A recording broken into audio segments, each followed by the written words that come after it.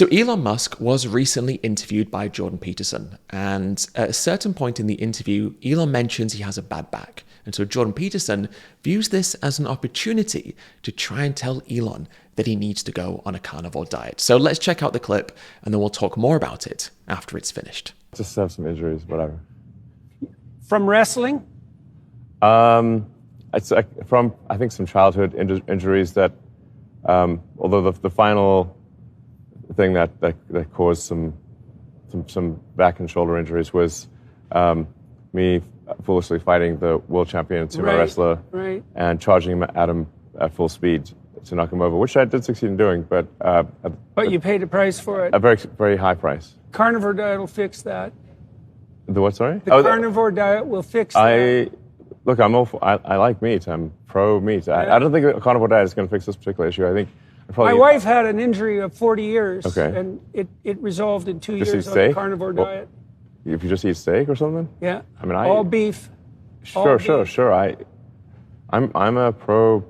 I like meat, but I think this is I think I'll probably need an operation or something. But anyway, I'd try the carnivore diet first. Sure. Anyways, that did happen to her. Okay. She couldn't lift her left arm above here. It took 40 years, and in 2 years it resolved. Okay. Yeah, so that was something to see. It also rejuvenated her physically in a variety of different ways that were quite miraculous to watch. Yeah. And that hasn't stopped. So that's a weird thing, and I would have never believed it if I hadn't seen this because it's so preposterous. I think the first thing to note about that clip, which is so weird, isn't it? It's just so strange. And Jordan comes across as such an unusual person, so persistent, so dogmatic. His eyes, the staring, the intensity, the uncomfortableness that he pushes onto Elon, who clearly is not interested, who is clearly being made to feel like he's not being listened to because he isn't being listened to. Let's be fair, right? The whole vibe of that clip is just so unusual. And I think it's very illuminating. And Jordan, we know by this point, Jordan Peterson, he never misses an opportunity to spread nonsense, does he? And pseudoscience. He is, at this point, the king of just spreading absolute drivel.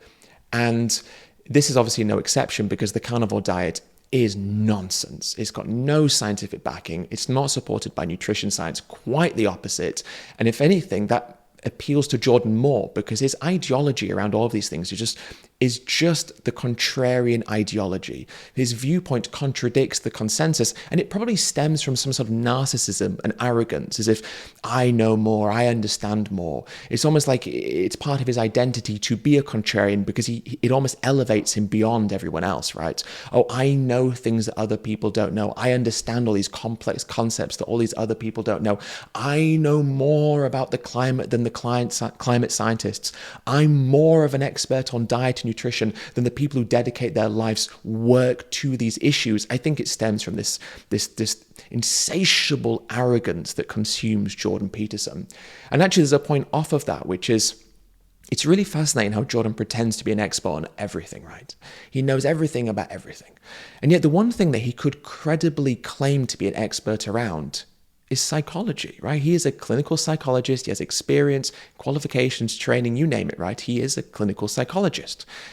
And yet he is failing miserably to read the most obvious body language signals that Elon is giving him. I mean, it's not a secret that Elon is feeling uncomfortable. He's not trying to hide it. He is verbally expressing that he's not interested and that he's feeling actually undermined by what Jordan is saying. Visually, he is offering very obvious social cues. And yet even this clinical psychologist that Jordan apparently is, right? He is unable to read the most obvious body signals. Isn't that fascinating? And it's really interesting here to watch Jordan because Jordan is essentially in this clip doing carnivore outreach, right? He's been a carnivore advocate. And so he's trying to encourage Elon to become a carnivore. And what can we learn from this as vegan advocates? Obviously, we're talking about diet and lifestyle as well. What can we learn from Jordan?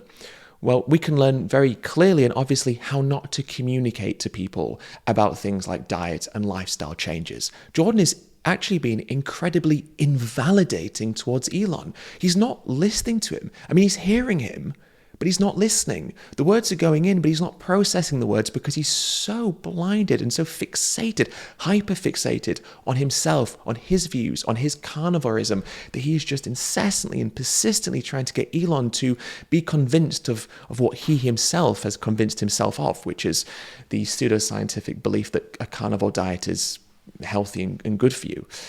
And so when Elon is saying things like, no, I'm going to need surgery, Jordan's not listening to that. He's not hearing that. He's not listening to Elon trying to express himself and his experiences and trying to convey that this is actually far more serious than Jordan is making it out to be. So actually, Jordan is undermining Elon's intelligence. He's insulting him and he's invalidating him by not taking him seriously, by not taking the life that he has lived and the experiences that he has had with his back seriously. Because Jordan Peterson, the man who knows nothing about Elon's back, the pain he suffers from, the medical advice he's been given, the diagnoses he's had, the exams and scans and all these different things. Jordan Peterson, who knows nothing about these details, thinks that he knows better and can prescribe this miraculous diet that will cure Elon of something that he doesn't even know anything about.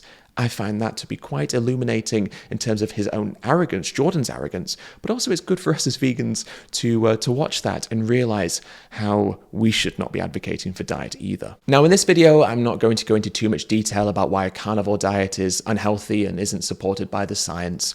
I actually did do another video about Jordan Peterson where I went into more detail about this. So if you are interested in hearing the arguments that Jordan uses to defend his carnivore diet, and importantly why that evidence is completely flawed and does not support his position at all, then you can check out that video, which I'll link in the top corner now. But the thing that I think is important and relevant for this particular clip that we're talking about right now is the use of anecdotes. And anecdotes, they are not a substitute for data and evidence and studies. They're just not.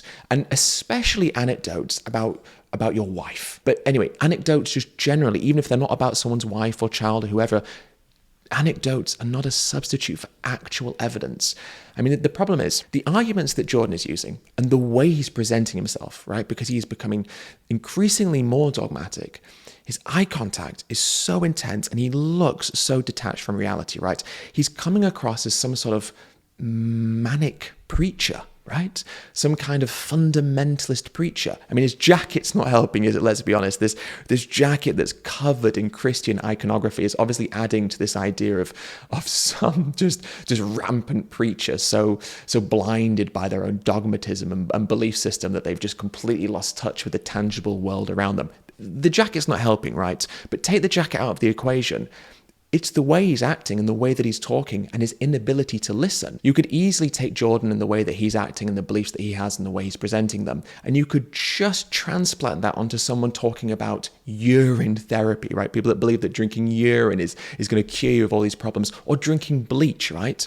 Because there is sort of a very fringe group of people who believe that drinking bleach will cure people of cancer and will cure people of all of their health ailments, and that it's been suppressed by the powers that be. There are all of these weird sort of health and wellness subgroups that believe in pseudoscience and actually very dangerous things that use anecdotes to support their position because they don't have evidence and data. It doesn't exist to support them because these things are not good for you. And so in the same way that I'm not going to believe some fundamentalist preacher who claims that they've given a man who couldn't see the ability to see, or a man who couldn't walk the ability to walk, the reason I'm not going to believe those people is because they're not presenting me with any evidence that I should believe in. And neither is Jordan in this clip. Oh, his wife can lift her arm higher and she's been whatever the expression is that Jordan is, rejuvenated in all these different ways, right? And it's drivel, it's nonsense, and we shouldn't be influenced by this kind of rhetoric because it's not evidence and it's not something that we should just believe to be true. But the thing about anecdotes, and I think one of the reasons why they're so persuasive for people, is they're essentially storytelling, right? They're talking about an individual or individuals. These are people we can identify with because they're people, right? We can perhaps sort of relate to them if they are people that have certain ailments or health problems, and we can, kind of see that in ourselves or whatever the case may be.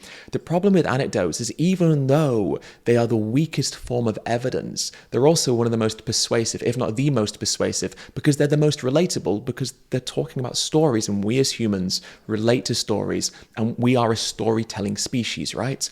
And the thing about science and scientific literature is it's less about that. It's less relatable, it's not as personal, it's less about storytelling, right? And it's more sometimes complicated and abstract. And so it's harder for us to engage with these ideas. And so anecdotes become so persuasive because they kind of feed into the way that we are naturally inclined. And this is why misinformation about these issues is so rampant on social media, because so much of it is about anecdotes and essentially about storytelling, which we find the most captivating.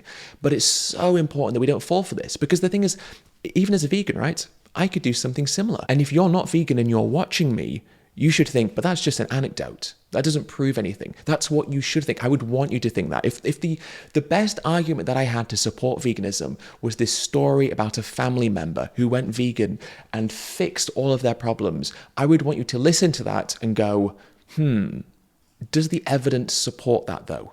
That's the question we should ask ourselves. And the thing is, as a vegan, I don't have to tell you these stories because I have the evidence I can present to you, the clinical trials, the meta-analyses, right? These things exist and support a plant-based diet and support veganism, but they don't exist for Jordan's position. And so there's a reason why he can't say to you, well, the reason you should go carnivore, Elon, is because of these huge meta-analyses conducted by the most respected health and nutrition authorities on the planet, and they are showing this and this and this. There's a reason he can't do that, and that's because the evidence being provided by these authorities and provided by these institutions and establishments is showing the opposite. And that's why Jordan has to rely on these anecdotes. But we, as critical, logical, rational thinkers, should get red flags when that happens, when we see people communicating and advocating in this way. A little red flag should pop up and we should go, but where's the evidence? And Jordan Peterson's wife's and the angles she can move her arm up and down,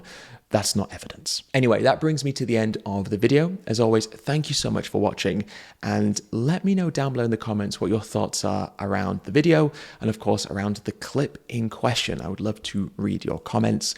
If you're interested in learning more about Elon Musk's position towards veganism, well, I actually have a video all about that, which I'll link in the top corner now.